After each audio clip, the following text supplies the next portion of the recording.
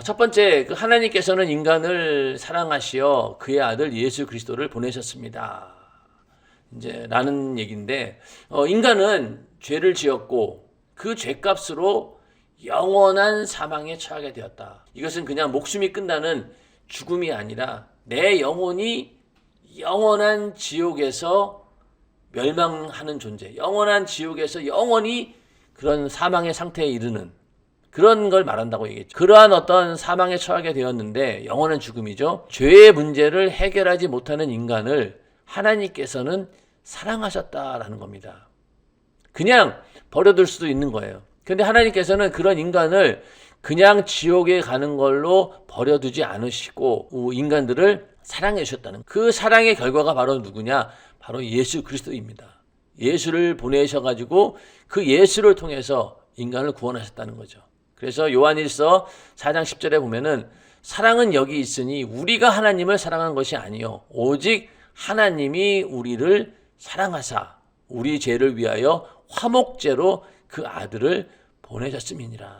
하나님께서 우리를 사랑하신 그 내용이 바로 예수 그리스도입니다. 그 인간이 죄를 짓자마자 그때부터 하나님께서 우리 인간을 구원하겠다라고 계획하신 것이 아닙니다. 인류 구원에 대해서는요, 이미 창세 전에 작정하시고 예정하신 일입니다.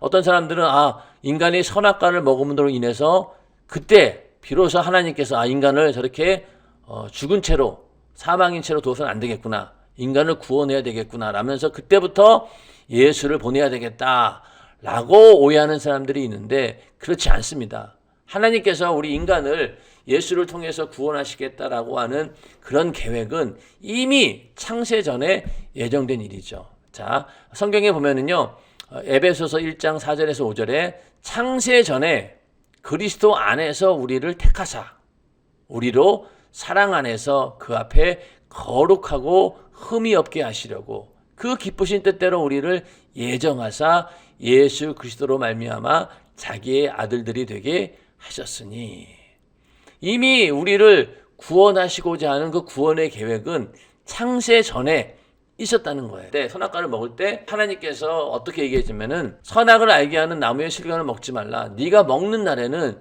정령 죽으리라 하시니라. 이렇게 말씀하셨어요. 이 말씀은 먼저는 이 나무의 실과 선악과를 먹으면은 네가 죽는다는 거예요. 네가 먹는 날에는 정령 죽어서 지옥이라고 하는 영원히 죽음이 온다. 이걸 말씀해 주신 것이고, 또 그 말씀의 이면에는 대신 예수가 너희를 위해서 죽을 것이다 라고 하는 그런 뉘앙스도 여기에 포함되어 있다는 거예요. 선악과 먹으면은 인간이 죽어, 그런 얘기도 있지만은 한편으로 선악과를 인간이 먹으면은 예수가 죽을 것이다 라는 것도 은연중에 깔아놓고 있는, 뉘앙스를 깔아놓고 있는 거예요. 선악과를 먹자마자 그때 부랴부랴 인간을 구원하기 위한 계획을 세우신 분이 아니라 이미 오래전부터 구원을 하겠다고 작정하시고 그러한 인간에 대한 그 구원 계획을 조금씩 사람들에게 알려주게 된 것입니다. 히브리서 1장 1절에 2절에서 보면은 옛적에 선지자들로 여러 부분과 여러 모양으로 우리 조상들에게 말씀하신 하나님이 이 모든 날 마지막에 아들로 우리에게 말씀하셨으니, 그러니까 구약시대 사람들은요, 선지자들을 통해서 여러 부분과 여러 모양으로 하나님께서 말씀해 주셨어요. 너희를 구원할, 너희를 이 영원한 사망에서 구원할 구세주가 올 것이다. 계속해서 선지자들은 그 이야기를 한 거예요. 그러면서 그 최종 결론이 어디로 오느냐? 이 모든 날 마지막에 아들로 우리에게 말씀하셨으니, 결국은 그 여러 부분이 얘기하는 바이고 또 여러 모양이 가리키는 분이 바로 예수 그리스도, 하나님의 아들인 거예요. 하나님의 아들이 이렇게 인간에 와서 너희를 구원해 줄 것이다 라고 하는 예언이나 또 그러한 하나님의 의도와 하나님의 계획들을 계속해서 선지자들은 여러 부분과 여러 모양으로 알려주신 겁니다. 그 가운데 이사야 선지자는 아주 구체적으로 어떻게 이 땅에 오셔서 그가 어떤 일을 할 것인가 라고 하는 것까지도 예언해 놓았습니다. 바로 우리가 잘 알고 있는 이사야서 53장 5절, 그가 와서 찔림을 당하게 될 것이고 상하게 될 것이고 징계를 받게 될 것이고 채찍에 맞을 것이다. 그것이 다 우리의 허물과 죄악과 우리의 평화 또 우리의 나음을 위해서 그렇게 한 것이다 라고 이미 이사야 선지자는 아주 자세하게 예수에 대해서 구체적으로 예언을 하고 있습니다. 그래서 예수님께서도 어떻게 얘기하고 있냐면은 너희가 성경에서 영생을 얻은 줄 생각하고 성경을 상고하거니와 이 성경이 곧 내게 대하여 증거하는 것이로다. 자, 예수님께서 오시기 전에는 우리 이 구약시대 사람들에게는 구약 성경이라고 하는 것이 있었죠. 그 가운데 이제 여러 장르들이 있지만은 예언서 같은 경우는 다 예수를 말하고 있습니다. 결국은 성경 자체가 곧 내게 대하여 예수에 대해서 증거하는 것이다 라고 주님께서 말씀해 놓으셨습니다. 그러니까 우리가 하나님께서 우리 인간을 구원하겠다라고 하는 모든 구원 계획이 어디에 들어있는 겁니까? 바로 하나님 말씀인 성경에 들어있죠. 그 성경에는 여러 부분과 여러 모양으로 선지자들이 예언했던 내용들이 다 그 안에 들어가 있다는 이야기입니다. 예정하신 구원 계획을 하나님께서는 이렇게 말씀을 통해서 알려주셨다는 거예요. 그렇게 알려주시기도 하면서 그 알려주시는 내용 가운데 하나님께서는 그 피를 통해서 그 구원을 약속하셨습니다. 모든 생명이 다 피가 있어요. 그렇죠? 모든 생물은 피를 가지고 있는데 모든 생물은 그 피가 생명과 일체라. 그러므로 내가 이스라엘 자손에게 이르기를 너희는 어느 육체의 피든지 먹지 말라 하였나니 모든 육체의 생명은 그 피인즉 무릇 피를 먹는 자는 끊쳐지리라. 이렇게 말씀하고 있습니다. 그러니까 피가 굉장히 중요하다는 거예요. 우리가 성경에 보면은 이 피를 먹지 말아라 라고 이제 말씀하고 있는데 그 음식 가운데 피를 같이 먹는 음식들이 있죠. 가장 쉬운 예로 선짓국 같은 거 거기에 피덩이가 막 들어갑니다. 근데 이제 성경에서는 피를 먹지 말라고 했으니까 이제 안 먹는 거예요. 그리고 이제 그 순대 같은 경우도 지금은 순대를 어떻게 만드는지 모르지만 원래는 그 돼지 껍데기 거기에 이제 피가 발라져 있잖아요. 거기에 피를 발라가지고 거기다 이제 안에 내용물을 넣어서 싼 것이 순대라고 하는데 그러다 보니까 거기에는 피가 들어있는 거예요. 그래서 순대를 먹지 않습니다. 그래서 이렇게 피를 먹지 말라고 한 것은 그 피 안에 그 피를 가진 짐승이면 짐승 그 안에 그 짐승에 뭔가 그게 있다는 거예요. 근성들이 그 짐승이 가지고 있는 본성이 그대로 있다는 겁니다. 그래서 어떤 사람들이 동물 피를 먹어가지고 부작용이 나는 경우가 많죠. 노루의 피를 먹으면은 어디에 좋다라고 생각하고 이제 그거를 먹었는데 막상 노루 피를 먹고 보니까 막 눈은 밝아지고 막 노루처럼 막 기력은 생겼는데 오히려 다른 데 가서 기관이 망가지는 그런 일들이 있습니다. 뭐에 좋다고 해서 동물의 피를 먹었는데 그것이 오히려 부작용이 생긴다는 얘기죠. 그 피는 그 짐승에게만 해당하는 것이지 인간에게는 그 피가 들어오면 반드시 부작용이 있다는 겁니다. 그렇기 때문에 피를 먹지 말라는 거예요. 그리고 피를 가까이 하지 말라는 겁니다. 절대로 먹지 말라라고 성경은 금하고 있죠. 그리고 이것이 구약시대 율법으로 끝나는 것이 아니라 사도행전 15장 29절에 보면은 신약시대에 와서도 이제 그 초대교회가 시작되고 많은 이제 이방인들에게 복음을 전하다 보니까 이방인들 가운데서도 최소한 율법 가운데서 지켜야 되는 부분이 있는 거예요. 다 지킬 수는 없잖아요. 유대인들이 아니니까. 그러니까 이방인들에게 꼭 필요한 율법의 계명이 무엇일까? 금해야 될 것이 무엇일까라고 이제 그 사도들과 제자들이 모여서 회의를 하게 됩니다. 그래서 그 회의 결과가 나온 게 뭐냐? 우상의 제물과 피와 목매어 죽인 것과 음행을 멀리할지니라. 그 당시 교회에 있는 많은 이방인들에게 최소한의 권면사항이 바로 이겁니다. 우상의 제물, 피와 목매어 죽인 것, 그리고 음행을 멀리할지니라. 요것을 이제 강조를 해준 거예요. 그리고 또 피가 어떤 기능을 하고 있냐면은 히브리서 9장 22절에 율법을 쫓아 거의 모든 물건이 피로써 정결케 되나니 피 흘림이 없은즉 사함이 없느니라. 성소에 있는 많은 그런 성전을 섬기기 위한 기구들이 있는데 그런 기구를 깨끗게 하기 위해서는 이 짐승의 양의 피를 바른 거예요. 그렇게 피로써 정결케 된다는 겁니다. 그러니까 피 흘림이 없은즉 사함이 없다. 결국 이 얘기는 뭐냐? 피가 상징하고 있는 것은 바로 죽음입니다. 그리고 그 죽음이 무엇이냐? 바로 죄를 사해주는, 부정한 것을 정결케 만드는 그런 속성이 있다 라고 하는 것을 하나님께서는 피를 통해서 알려주신 거예요.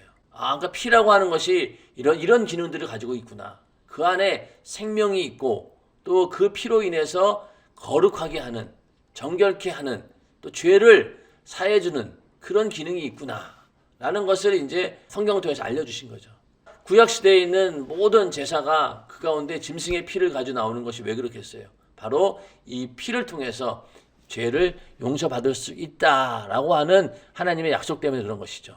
그래서 하나님은 피로 구원을 약속하셨습니다.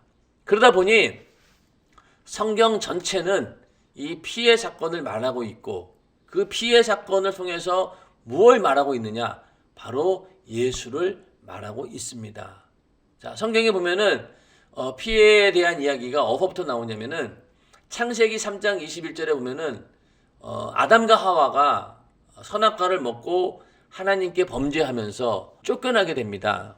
처음에 그들이 선악과를 먹고 나서 이제 하나님이 두려워서 숨었어요. 그때까지만 해도, 그 전까지만 해도 벌거벗고 있어도 서로 부끄러운 줄을 몰랐는데 선악과를 딱 먹는 순간부터 눈이 밝아져 가지고, 그래서 서로 부끄러움을 깨닫게 됩니다. 부끄러운 걸 느끼게 되는 거예요. 그러니까 그때 부랴부랴 나뭇잎을 꺾어다가 자기의 부끄러운 부분을 막 가리게 되죠. 그런데 이제 하나님께서 그렇게 숨은 아담과 하와를 이제 보고 책망도 하시고 저주도 내리고 이렇게 됐는데, 그런 가운데 이제 하나님께서 아담과 하와에게 가죽옷을 지어 입힙니다. 인간이 자기가 부끄러운 부분을 가렸던 그 나뭇잎 같은 거 안 된다는 거예요. 그래서 하나님께서 가죽옷을 입히게 되는데, 그 당시 가죽이라고 하는 것이 어떤 것이겠습니까? 바로 짐승의 가죽이죠. 양의 가죽이었다라고 생각하면 참 편할 것 같아요. 그래서 양을 잡아가지고 피를 흘린 다음에 그 가죽을 벗겨서 인간들의 부끄러운 부분을 가려주었던 것입니다. 그 얘기는 바로 뭐냐? 나중에 예수님께서 이 땅에 어린 양으로 오셔서 대신 피 흘려 죽으시고 우리 인간의 죄라고 하는 가장 부끄러운 부분을 가려줄 것이다, 덮어줄 것이다, 죄를 속해줄 것이다 라고 예언하는 그런 상황이 바로 에덴 동산의 가죽옷입니다. 괜히 가죽옷을 입힌 게 아니잖아요. 충분히 나뭇잎으로 가릴 수도 있는데 굳이 하나님께서 짐승을 잡아서 그 가죽을 벗긴 다음에 그걸로 옷을 해 입힌 이유가 어디 있겠냐고요. 바로 그런 예언적인 의미가 있다는 얘기입니다. 자, 그 다음에 우리가 잘 알고 있는 가인과 아벨의 제사. 자, 저도 사실은 예수를 믿기 전에 이게 제일 궁금했었어요. 왜 하나님은 가인의 제사는 안 받으시고 아벨의 제사를 받았을까? 그때는 이제 성경에 대한 상식이 전혀 없었기 때문에 참 불공평하다. 왜 가인이 뭘 잘못했길래? 자기가 한 해 동안 열심히 농사를 져가지고 풍요로운 그런 농산물을 하나님께 올려드린 게 그게 얼마나 참 아름다운 일이고, 어떻게 보면은 양을 잡는 것보다 오히려 더 많은 준비가 필요하고 더 많은 것들을 드릴 수 있는 그런 상황인데 왜 가인의 예배는 받지 않고 그 양을 잡아서 드린 아벨의 제사를 받았을까? 거기에는 뭐 여러 가지 이유가 있겠지만은, 그러나 하나님께서는 이렇게 피 흘린 제사를 받으신다는 거예요. 결국 그것도 뭐냐? 예수님께서 이 땅에 오셔서 피 흘려 죽으시고 예수님께서 그렇게 자기 자신이 제물이 되심으로 인해서 인류를 위해 대속해서 자기가 죄를 짊어지고 제물이 되어서 죽어야지만이 죄의 문제가 해결된다라는 것을 하나님께서는 이미 가인과 아벨의 사건을 통해서 알려주신 거예요. 하나님이 받으시는 제사는 피가 있어야 된다는 거죠. 구약시대에는 짐승의 피를 가지고 내가 이렇게 죽을 죄인입니다. 그러나 내 죄 대신 이 짐승이 대신 죽습니다. 그러니 내 죄를 용서해 주십시오라고 하나님께 제사 드리는 거잖아요. 결국은 그거는 나중에 예수님께서 이 어린 양처럼 오셔서 대신 십자가에 달려 피 흘려 죽으시고 그 죄값을 치르고 우리 인간을 구원하는 그런 제사를 하나님께 올려드린다라는 의미가 포함이 되어 있는 것입니다. 자, 그 다음에 하나님께서 아브라함과 맺으신 그 언약이 있는데 이것이 이제 피의 언약, 할례입니다. 이스라엘 사람들은 어렸을 때부터 그 어린아이의 그 생식기의 표피를 잘라버립니다. 피를 봐요. 그것이 하나님의 백성으로서의 구별된 그 기준이었습니다. 그래서 거기에도 피를 흘린다라는 의미가 들어있죠. 할례라고 하는 그 의식도 하나님 앞에 그 피를 보임으로 인해서 나는 죄인이고 내 죄를 대신해서 피 흘리실 예수가 온다라고 하는 것을 은연중에 설명하고 있는 것입니다. 그리고 또 이스라엘 백성들이 애굽에서 탈출할 때 하나님께서 여러 가지 재앙을 내리지 않습니까? 그 가운데 이제 마지막 재앙이 장자들이 다 죽어가는 재앙입니다. 그 전까지는 이 바로 왕이 꿈쩍도 안 하다가 이제 막 장자들, 자기 아들부터 막 죽어나가니까 그제서야 이제 정신이 번쩍 든 거죠. 그때 애굽 땅에 있는 장자들이 다 죽어갈 때 이스라엘에 있는 장자는 죽지 않았어요. 그 전에 하나님께서 뭐라고 그러셨나요? 바로 그 전날에 너희가 양의 피를 문지방에다 발라라. 그러면은 하나님의 사자가 장자를 죽이러 내려왔을 때 그 문설주에 피가 있는 그 집은 그냥 넘어가겠다라고 약속해 주신 겁니다. 그러니까 장자가 다 죽어가는 그 재앙 앞에 이스라엘 백성 가운데 문설주에다가 양의 피를 바른 그 가정은 죽음이 없었다는 얘기죠. 그 모든 죽음과 저주를 넘어간다라고 해서 유월절이라고 합니다. 패스오버. 넘어간다는 얘기죠. 유월절 그러면은 뭐 6월에 있는 절기가 아니라 유월절은 바로 하나님의 재앙이 장자를 죽이는 그 죽음의 재앙이 그 피를 보고 넘어간다라고 해서 유월절입니다. 그 문설주에 바른 그 피가 그런 능력이 있다는 얘기죠. 그것도 역시 피의 사건이고 그리고 이스라엘에 있는 모든 제사 가운데 피가 있다는 것. 특히 이제 번제 같은 경우는 예수님께서 십자가에 달려 죽으시는 그 장면을 이제 예언하고 있는 그런 것인데 구약의 번제를 가만히 보면은요. 자, 먼저 그 제물을 준비를 한 다음에 그 제물에다가 제물의 머리에다 손을 얹고 기도를 합니다. 어떤 기도를 하느냐? 내가 가진 죄를 전부 다 이 짐승에게 전가를 시키는 거예요. 전가를 시킵니다. 그래서 먼저 안수한 다음에 내 죄를 다 전가시키고 그 다음에 자기 손으로 짐승을 잡는 거예요. 가죽을 벗기고 각을 떠서 제단이 나무에 놓습니다. 그러니까 먼저 자기 손으로 짐승의 목을 따가지고 피를 흘리는 거죠. 그 피를 제사장에게 드리는 거예요. 그리고 그 다음부터 이제 나머지 가죽을 벗기고 각을 뜨고 또 제단 위에 나무를 놓는 일들은 제사장이 하는 게 아니라 바로 제사를 드리는 사람이 하는 겁니다. 그의 계획이 결국 뭐냐? 나는 이렇게 죄를 전가시켰잖아요. 나는 이 짐승이 가진 이 모든 죄를 내 죄인데 이 죄를 대신 이 짐승에게 옮깁니다. 그리고 가죽도 벗겨요. 각을 뜹니다. 형체가 완전히 없는 거예요. 각을 떴다는 얘기는 형체가 완전히 사라졌다는 얘기입니다. 이 얘기는 결국 뭐냐? 나는 이렇게 죄로 인해서 완전히 죽을 수밖에 없는 존재예요. 그래서 나의 형체는 완전히 사라지고 나는 완전한 죄인입니다. 라는 것을 먼저 제문을 통해서 보여주는 거예요. 그 다음에 제단 위에다 놓고 불을 붙여가지고 살라버리잖아요. 그러니까 예를 들어서 내가 죄를 졌으면 그 죄값이 뭡니까? 사망이죠. 그 사망은 무엇이죠? 불타는 지옥입니다. 그러니까 이 구약시대 제사를 드리는 그 제사 가운데 나는 이렇게 죽어야 할 죄인입니다.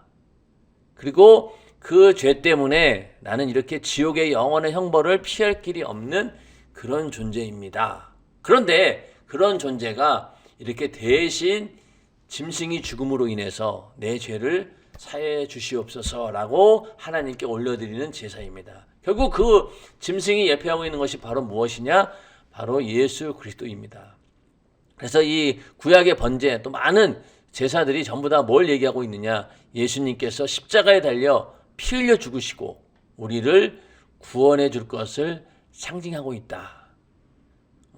성막에 나오는 많은 이야기들이 대부분 그 많은 내용들이 다 예수를 상징하고 있다. 예수의 모형이다. 이렇게 봐도 틀리지 않습니다. 대부분 보면은 그 상징하고 있는 바가 다 예수를 말하고 있는 거죠. 구약의 번제는 예수님께서 피 흘려 죽으실 것을 말하는 그 십자가의 사건을 얘기해 주고 있는 것입니다. 그러면서 마지막 선지자인 침례 요한이 예수님을 보고 뭐라고 얘기합니까? 보라, 세상 죄를 지고 가는 하나님의 어린 양이다 라고 고백합니다. 결국은 구약의 수많은 선지자들과 또 예언자들이 해왔던 그 모든 내용이 어디로 직결되고 있는 거예요?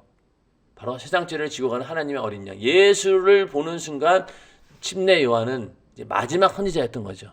예수를 소개하는 마지막 선지자. 결국은 그 오랫동안 여러 부분과 여러 모양으로 소개했던 그분이 바로 누굽니까? 바로 예수 그리스도이시다. 침례 요한은 마지막으로 예수를 딱 가리키면서 그의 생애를 마감하게 됩니다. 마지막 선지자였던 거죠. 그래서 이 어린 양이다라고 하는 그 의미가 중요하다는 얘기죠. 피 흘려 죽으러 오신 분이다. 그렇게 해서 어린 양이라고 얘기를 합니다. 자, 그렇기 때문에 이 세상 죄를 지고 가는 하나님의 어린 양이다.